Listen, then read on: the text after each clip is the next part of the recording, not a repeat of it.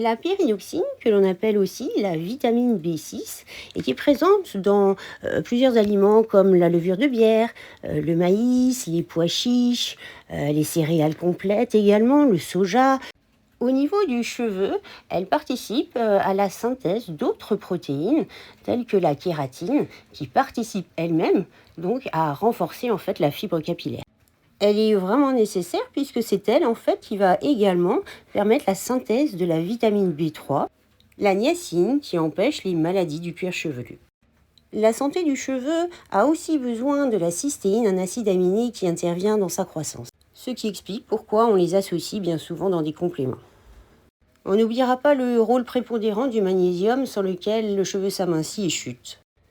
L'huile essentielle baie Saint-Thomas est l'huile essentielle par excellence qui va aider dans les cas de chute de cheveux. Il va tonifier le cuir chevelu, il va tonifier les cheveux, aider à la repousse et justement pallier à tout ce qui manquera au niveau en fait de la microcirculation.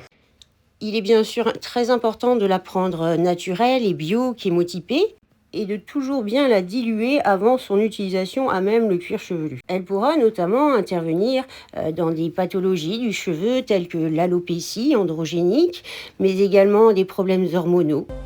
Je vous propose aujourd'hui de préparer un soin pour 3 mois de massage du cuir chevelu.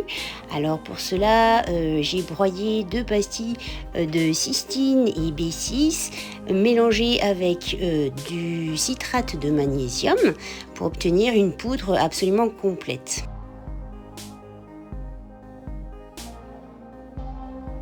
Dans un petit flacon compte-gouttes en verre opaque, on peut y mettre cette poudre.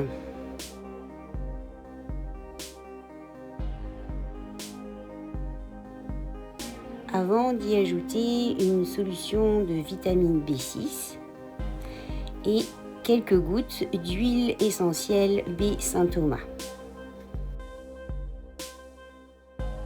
À ce stade, on mélange bien, on agite un petit peu et on va mettre le solvant qui n'est autre que de l'huile de moutarde qui va par son effet échauffant et tonifiant, piquant, accélérer la microcirculation au niveau du cuir chevelu. On complétera donc le volume à une dizaine de ml et ce soin en fait devra être posé sur le cuir chevelu au moins une fois par semaine et voilà, vous y mettrez en fait l'équivalent d'une pipette.